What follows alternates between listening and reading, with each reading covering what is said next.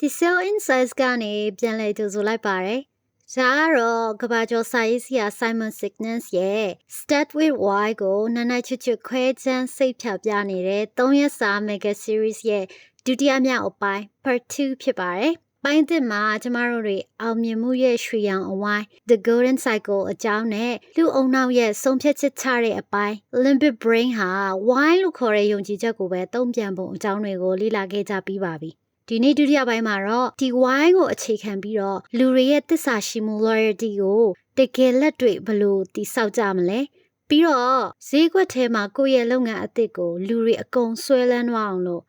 law of diffusion ကိုဘယ်လိုအသုံးချရမလဲဆိုတဲ့အကြောင်းတွေကိုဆက်ပြီးတော့ဆွေးနွေးတော့မှာဖြစ်ပါတယ်စနစ်ဖြင့်စလိုက်ကြရအောင်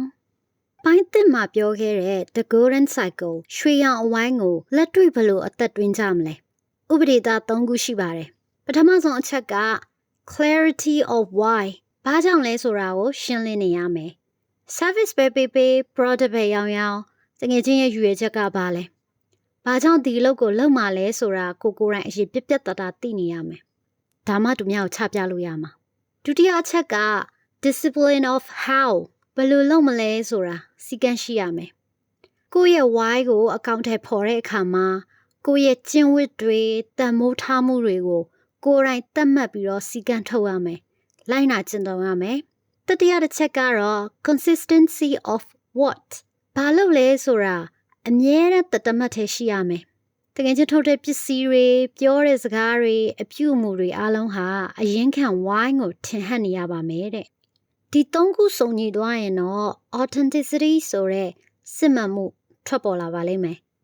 Authenticity is when you say and do the things they actually believe.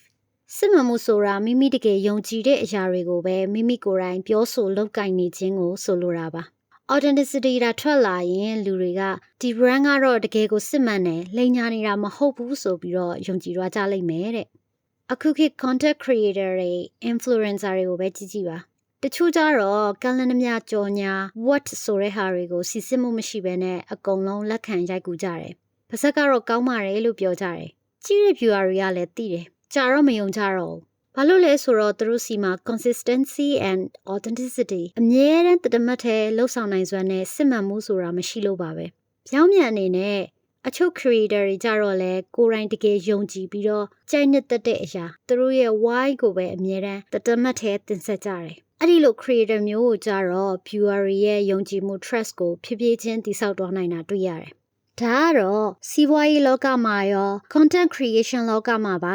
why how what သုံးခုတညီတညွတ်ထဲရှိနေဖို့ authenticity ဆိုတဲ့စစ်မှန်မှုတည်ရှိနေဖို့ဘလောက်အရေးကြီးလဲဆိုတဲ့တာရကပါပဲဝေယူသူတွေရဲ့ယုံကြည်မှု trust တည်ဆောက်ဖို့လဲလိုတယ်လို့ပြောတော့ at trust ဘယ်ကလာတယ်လဲThe emergence of trust ယုံကြည်မှုတွေဘယ်လိုစတင်ဖြစ်ပေါ်လာလဲဆိုတာကြည့်ကြည့်အောင်ပါယုံကြည်မှုဆိုတာထုတ်ကုန်တစ်ခုမဟုတ်ဘူးဒါဟာခံစားချက်တစ်ခုတာဖြစ်ပါတယ်တဲ့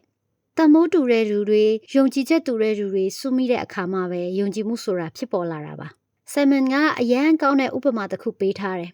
ဆိုကြပါစို့အမေရိကန်နိုင်ငံကနေနိုင်ငံခြားတနေရာပြင်သစ်နိုင်ငံကိုပဲဖြစ်ဖြစ်ပေါ့ခရီးသွားတယ်လမ်းမှာပြင်သစ်လူမျိုးတွေကြားတဲ့လမ်းလျှောက်သွားနေတော့မှAmerican လေယူလေသိန်းနဲ့စကားပြောနေတဲ့တခြားခီးတွားတစ်ယောက်ကိုတွေ့လိုက်တယ်ပေါ့လူချင်းတစ်ခါမှမသိဘူးပေမဲ့ချစ်ချင်းရင်းနှီးတွားပြီးတော့ယုံကြည်မှုချစ်ချင်းရှိတွားတတ်ကြတယ်ဘာလို့လဲဘာဖြစ်လို့လဲဆိုတော့ငါတို့မှာတူညီတဲ့ယုံကြည်ချက်တူညီတဲ့နောက်ခံယဉ်ကျေးမှုဝိုင်းဆိုတာရှိတယ်ဆိုတဲ့ခံစားချက်ကြောင့်ပါဒါကိုလုပ်ငန်းခွင်မှာလည်းအသုံးချလို့ရတယ်ကျွမ်းကျင်တဲ့သူတွေကိုပဲရွေးခန့်တာထက်ခံယူချက်တူတဲ့သူတွေကိုရှာတင်တယ်ပတ်စံအတွက်ပဲအလုပ်လုပ်မဲ့သူကိုငားရင်သူကပတ်စံအတွက်ပဲအလုပ်လုပ်လိမ့်မယ်။ဒါပေမဲ့တငယ်ချင်းရဲ့ယုံကြည်ချက်ဝိုင်းကိုလက်ခံတဲ့သူကိုငားလိုက်ရင်တော့သူကတငယ်ချင်းအတွက်သွေးနဲ့ချွေးနဲ့ရှင်ပြီးတော့အလုပ်လုပ်ပေးပါလိမ့်မယ်တဲ့။ဒါကြောင့်အဖွဲ့အစည်းတစ်ခုမှာ trust တည်ဆောက်ခြင်းရင်အစောကြီးကတည်းကဝိုင်းတူတဲ့သူတွေကိုပဲစုဆောင်းထားရမယ်လို့ဆိုထားပါတယ်။ Trust is not a checklist. Fulfilling all your responsibilities does not create trust. Trust is a feeling, not a rational experience. ယုံကြည်မှုဆိုတာလှုပ်ဆောင်ရမယ့်အချက်တွေကိုလိုက်မှတ်ရမယ့်စည်းရင်းတစ်ခုတော့မဟုတ်ပါဘူး။ကိုယ့်ရဲ့တာဝန်တွေကိုခြေပြွန်အောင်လှုပ်ဆောင်ရုံတက်တက်နဲ့ယုံကြည်မှုဆိုတာဖြစ်မလာနိုင်ပါဘူး။ယုံကြည်မှုဆိုတာစင်ကျင်သုံးတရားနဲ့တိုင်းတာရတဲ့အရာမဟုတ်ဘဲစိတ်ခံစားမှုတက်တက်တာဖြစ်ပါတယ်တဲ့ ကျမတို့နိုင်ငံရဲ့လုပ်ငန်းခွင်အခြေအနေနဲ့ရှင်ပြီးတော့ဆွေးနွေးကြည့်ကြရအောင်မြန်မာပြည်ကကုမ္ပဏီတော်တော်များများမှာဝန်ထမ်းတွေကိုစီကန်းတွေ KPI တွေရုံးသက်ရုံးစင်းလက်ပွေနေရမယ့်စနစ်တွေနဲ့တင်းကျပ်ပြီးတော့ဇွတ်ထိန်ချုပ်ဖို့ကြိုးစားကြတယ်အလုပ်ရှင်ကငါလစာလည်းမမှန်ပေးတယ်သတ်မှတ်ချက်တွေလည်းအကုန်လုပ်ပေးတယ်ဘာလို့ဝန်ထမ်းတွေကငါ့ပေါ်မယုံကြည်ကြတာလဲသစ္စာမရှိကြတာလဲလို့တွေးကောင်းတွေးတတ်ကြလိမ့်မယ်တကယ်လက်တွေ့မှာဝန်ထမ်းတွေရဲ့ယုံကြည်မှုဆိုတာ checklist အတိုင်းလုပ်ရုံနဲ့မရအောင်အခုလိုအခက်အခဲတွေများတဲ့ကာလမှာအလုပ်ရှင်ကဝန်ထမ်းတွေရဲ့ဘေးကင်းလုံခြုံမှုသူတို့ရဲ့မိသားစုအခြေအနေစတာတွေကိုတကယ်စာနာနားလည်ပေးတဲ့ခံယူချက်ဝိုင်းမျိုးပြသနိုင်မှတာဝန်ထမ်းတွေဘက်ကလည်းကုမ္ပဏီအပေါ်မှာသစ္စာရှိရှိနဲ့အလုပ်လုပ်ပေးကြမှာဖြစ်ပါတယ်ကျမတို့ day 1မှာရောအခုရောပြောရတဲ့အချက်တွေကိုပြန်ချုပ်ကြည့်ရင်ဝိုင်းကိုပဲဇောင်းပေးပြီးတော့ရှင်းသွားတယ်ဝိုင်းဘလောက်အရေးကြီးကြောင်းပဲပြောသွားတယ်အဲ့လိုပြောလို့ဝိုင်းတစ်ခုကိုပဲတေချာအာရုံစိုက်နိုင်ရင်လုံလောက်ပြီလား No ပါ Start with why but know how to do it why နဲ့စပါဒါပေမဲ့ how ကိုလည်းမမေ့ပါနဲ့တဲ့ why တစ်ခုတည်းရှိုံနဲ့မလုံလောက်ဘူးရွှေရောင်အဝိုင်းတွေက why ရော how ရောနှစ်ခုစလုံးရဲ့ဟန်ချက်ညီမှုကအရန်ရေးကြီးတယ် Simon ကလူနှမျိုးရှိတယ်လို့ဆိုထားတယ် why type နဲ့ how type အမြင်သမားနဲ့လက်တွေ့သမားလို့ဆိုလိုတယ် why type ကအမြင်သမားတွေကအနာဂတ်ကိုကြိုမြင်တယ်စိတ်ကူးစိတ်တန်ကောင်းကြတယ်ရည်ရွယ်ချက်ကြီးမားတယ်ဒါပေမဲ့လက်တွေ့ဖြစ်အောင်လုပ်တဲ့နေရာကြတော့မကျွမ်းကျင်ကြဘူး how type ကကြတော့လက်တွေ့သမားတွေကဖွဲ့စည်းပုံတွေ process တွေစနစ်တွေကိုတေချာရေးဆွဲပြီးတော့လက်တွေ့အကောင့်ထဲပေါ်ရမှာအရန်တော်ကြတယ်ဒါပေမဲ့သူတို့ကအနာဂတ်ရည်မှန်းချက်ကြီးကြီးမားမားကြတော့မမြင်တတ်ကြပြန်ဘူးတဲ့တမိုင်းမှာအောင်မြင်ခဲ့တဲ့ဘယ်လုပ်ငန်းကြီးကြီးမားမားမဆို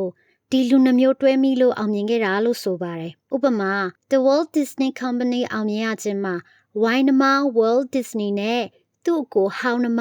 Walt Disney တို့ရဲ့အတွဲညီညီလှုပ်ဆောင်ခြင်းကြောင့်လို့ဆိုတယ် Apple လည်းထိုနည်း၎င်းပဲ Steve Jobs က Why နမ Steve Wozniak ကဟောင်းနမလူနှမျိုးအတွဲညီကြလို့လုပ်ငန်းကအောင်မြင်တာပေါ့ဒါကြောင့်ဝိုင်းရှိုံနဲ့မရအောင်ဝိုင်းကိုလက်တွေ့ဖြစ်အောင်ကူညီပေးမဲ့ဟောင်းသမားတွေစနစ်တွေနဲ့အားဖြည့်ဖို့လိုအပ်သေးတယ်ဝိုင်းသမားရဲ့အနာဂတ်အမြင်ကောင်းမှုလိုတယ်လို့ဟောင်းသမားရဲ့စနစ်တကျလက်တွေ့အကောင့်ထဲပေါ်မှုလည်းရှိမှသာလျှင်ရေရှည်ခိုင်မာတဲ့လုပ်ငန်းတစ်ခုဖြစ်လာနိုင်မှာပါတဲ့နောက်ထပ်ဆွေးနွေးရမယ့်အချက်ကိုတော့စီးပွားရေးလုပ်မဲ့တငယ်ချင်းတွေပို့ပြီးတော့အာရုံစိုက်ကြပါဈေးကွက်ကိုပေါက်စေမဲ့လျှို့ဝှက်ချက်ကိုပြောပြရမှာဖြစ်ပါတယ်အဲ့ဒါကတော့ law of diffusion of innovations စံသစ်တီထွင်မှုပြန့်နှံ့ခြင်းနေရာမှာလို့အဓိပ္ပာယ်ပြန်ပါမယ်ဈေးကွက်ထဲမှာရေဘူးရအဖြစ်လူတွေကိုအမျိုးအစား၅ခုခွဲလို့ရတယ်ပထမတစ်မျိုးက innovators 2.5% နည်းပညာအသစ် idea အသစ်ဆိုရင်အရင်ဆုံးစမ်းသပ်ကြည့်ခြင်းတဲ့လူမျိုးတွေပေါ့ဒုတိယတစ်မျိုးက early adopters 13.5% ခေတ်ရည်စည်းကြောင်းကိုအစောဆုံးလိုက်ချင်တဲ့လူမျိုးပေါ့ဥပမာ iPhone အသစ်ထွက်ရင်ညအိတ်တန်းစီပြီးတော့ဝယ်တဲ့လူမျိုးတတိယတစ်မျိုးက early majority 34% နဲ့နံပါတ်၄က late majority 34% ဒီနှစ်ခုပေါင်းကတော့လူအများစုပါဝင်တဲ့ mass market ကြီးပေါ့သူတို့ကအခြားသူတွေသုံးလို့အဆင်ပြေကြောင်းသက်သေပြပြီးမှလိုက်သုံးတတ်တဲ့လူမျိုးနောက်ဆုံးအနေနဲ့ laggards 16% နောက်ဆုံးမှသုံးတဲ့လေးဖက်တဲ့လူမျိုးပေါ့ဥပမာ touch screen phone တွေကဘာမှာခေတ်စားနေတာကြာပြီဖြစ်ပေမဲ့ခလုတ်ဖုန်းကိုပဲစက်ကင်နေတဲ့လူမျိုးဒီမှာတငယ်ချင်းစီးပွားရေးဆိုရင်ရောဘယ်လူအမျိုးအစားကိုတွားရောက်မလဲအများစုကတော့ရာခိုင်နှုန်းအများဆုံးဖြစ်တဲ့3နဲ့4 majority 68% ညိုပဲတဲ့တွားရောက်ကြမှာပေါ့ဟုတ်တယ်ဟုတ်စာရေးသူကတော့အဲ့လိုအလုံးမဖြစ်ဘူးလို့ပြောတယ်အဲ့ဒီ majority 68% ကြီးကearly adopters 13.5% နေသုံးပြတာမမြင်မချင်းလုံးဝမဝယ်ကြဘူးတဲ့ဈေးကွက်မှာကိုယ့်ပစ္စည်းပေါက်သွားလို့ tipping points ရောက်ဖို့ဆိုရင် early adopters 13.5 ရဲ့အားပေးမှုကိုရအောင်အရင်လုပ်ရမယ်လို့ဆိုထားပါတယ်အဲ့ဒီ early adopters တွေကဘာလို့ပစ္စည်းတစ်ခုကိုအစောကြီးတန်းစီဝယ်ကြရလဲ features တွေကောင်းလို့တော့မဟုတ်သူတို့ရဲ့ကိုယ်ပိုင်ယုံကြည်ချက် why ကိုပြချင်လို့ဝယ်ကြတာဒါကြောင့်တငယ်ချင်းက why ကိုအသားပေးပြီးဈေးကွက်ထဲချပြရင် early adopters တွေကတငယ်ချင်းရဲ့တမန်တော်တွေဖြစ်လာပြီးလူအများဆုံးပါဝင်တဲ့ mass market ကြီးစီကိုလမ်းဖောက်ပေးတော့ပါလိမ့်မယ်တ The goal of business should not be to simply sell to anyone who wants what you have, but rather to find people who believe what you believe. စီးပွားရေးတစ်ခုရဲ့ပန်းနိုင်ဟာကိုယ်စီမှာရှိတဲ့ပစ္စည်းကိုလိုချင်တဲ့သူမှန်သမျှစီရှောက်ရောင်းနေဖို့တော့မဟုတ်ဘူး။ကိုယုံကြည်တဲ့အရာကိုအတူတူလိုက်လံကြည့်ရှုမဲ့သူကိုရှာဖွေဖို့ပဲလို့ဖြေရပါမယ်တဲ့။မြန်မာနိုင်ငံမှာ brand အသစ်တစ်ခုခုစထောင်ပြီဆိုရင်ဆိုကြပါစို့ရိုးရာအစားအစာကိုအဆင့်မြင့်ထားတဲ့မုန့်အသစ်တစ်မျိုးဒါမှမဟုတ်ရင် local clothing brand တစ်ခုခုကိုလူတိုင်းစီလိုက်ရောင်းဖို့ mass market ကြီးကိုပဲရအောင်ကင်ဖို့အသင်းစူးစမ်းရကြတယ်။ဒါပေမဲ့အဲ့လူအများစုကြီးကအခြားသူတွေသုံးပြတာကိုမမြင်မချင်းလုံးဝမဝယ်ကြဘူး။ဒီနေရာမှာ Simon Theory အရကိုယ့်ရဲ့ why ဥပမာမြမရိုးရာလက်ရာကိုကဘာသိအောင်လုပ်မယ်ဆိုတဲ့ခံယူချက်ဒါမျိုးအစောဆုံးထောက်ခံမဲ့ early adopters လူတစုကိုပဲအရင်ဆုံးတဲ့ဆွဲဆောင်ရမယ်တဲ့။အဲ့ဒီလူငယ်တွေကဖြစ်စီကောင်းလို့လည်းမဟုတ်ပဲအဲ့ဒီယုံကြည်ချက်ကိုသဘောကျလို့ social media တွေပေါ်မှာ review တွေအလကားရေးပေးကြလိမ့်မယ်။အဲ့ဒီအသင်းကြံတဲ့လူအများစုကြီးက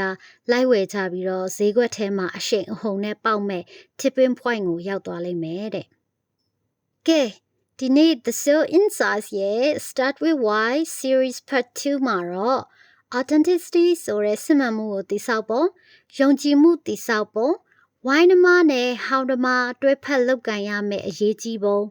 ဈေးကွက်ထဲမှာ early adopters တွေကိုအသုံးချပြီးတော့ဈေးကွက်ပေါက်အောင်လုပ်ပုံတွေကိုလေ့လာခဲ့ကြရပါတယ်။မနေ့ပြန်တင်ဆက်မဲ့နောက်ဆုံးအပိုင်းပတ်3မှာတော့ဒီ why ကိုရေရှည်မှာဘယ်လိုထိမ့်သိမ်းမလဲ။ကိုယ့်ရဲ့ပြိုင်ဘက်တွေကိုအမြဲတမ်းအနိုင်ယူနိုင်မဲ့ why ရဲ့အကြီးမားဆုံးလျှို့ဝှက်ချက်ကဘာလဲ။စတာတွေကိုနှီးကုံချုပ်ဆင်းနွှဲပေးသွားမှာဖြစ်ပါတယ်။ဒီဗီဒီယိုလေးကိုသဘောကျရင် like and subscribe လေးလုပ်ထားဖို့မမေ့ပါနဲ့အောင်နော်။ပတ်3နောက်ဆုံးအပိုင်းမှာပြန်တွေ့ပါမယ်။ပတ်1ကိုကြည့်ချင်တယ်ဆိုရင်လည်း comment မှာ link လေးချပေးထားပါမယ်ရှင်။ Have a nice day. Bye bye.